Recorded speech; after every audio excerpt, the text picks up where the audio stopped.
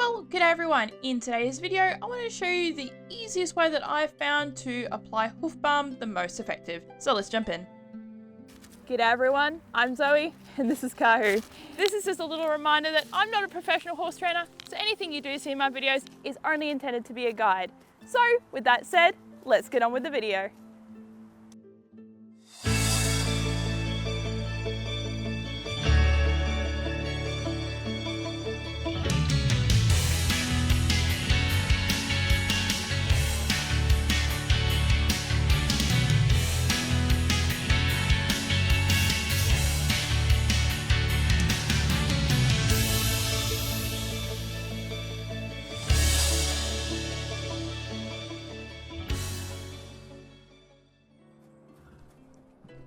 Now this step is completely optional, but I prefer to tie my horses up and give them a bucket of feed while I get on with the next step.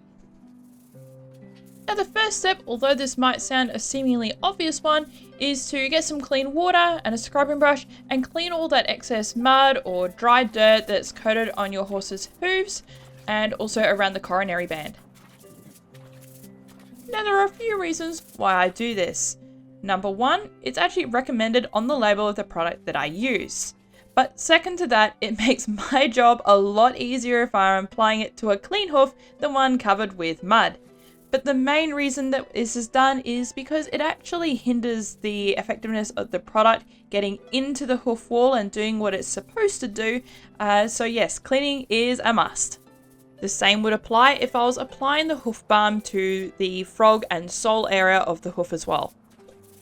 You want the hooves to be as clean as possible, so sometimes a change of water might be needed.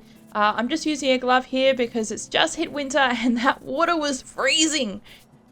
This step here, although optional, I did find it particularly useful, and that is to just get a clean dry towel and to thoroughly dry down any excess moisture from especially around the coronary band and any excess moisture on the hoof walls as well.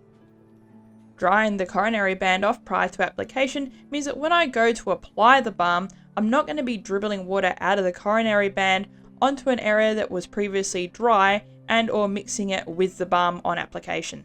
A quick reference here on Cora's hoof that's partway through drying, you can see where she's still a little bit wet up at the coronary band and the toe of her hoof is also a bit wet there, so I just needed to wait for that to dry.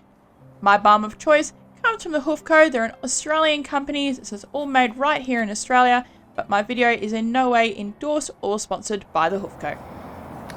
Okay, so for Kahu behind me, that is all I need per hoof. There's not very much as you can see, but a little goes a long way. Application of the Hoof Co.'s hoof balm is actually really easy from this point. As you saw with the amount on my finger just there for Kahu, the amount there is about the size of a pea, and that will more than cover each hoof. And maybe just a little bit more if I want to really nourish the coronary band as well. Unlike hoof oils, this is far from messy. I don't need a brush, I can just use my fingers straight off the bat, and any excess left on my fingers I can actually just rub into my own hands, and it'll also nourish my own skin as well. Because this particular balm is a beeswax based product, it doesn't matter if my horses go out in the mud almost immediately after they've had the balm applied, but I do try to keep them out of all the wet for at least 5 to 10 minutes after application to give it the best chance of really getting into the hoof wall. Okay, well that summarizes this particular video. If I missed anything or you have any questions, do drop them in the comments below. I'd love to hear from you, as well as any video suggestions. And until next time, me and my horses will see you next time.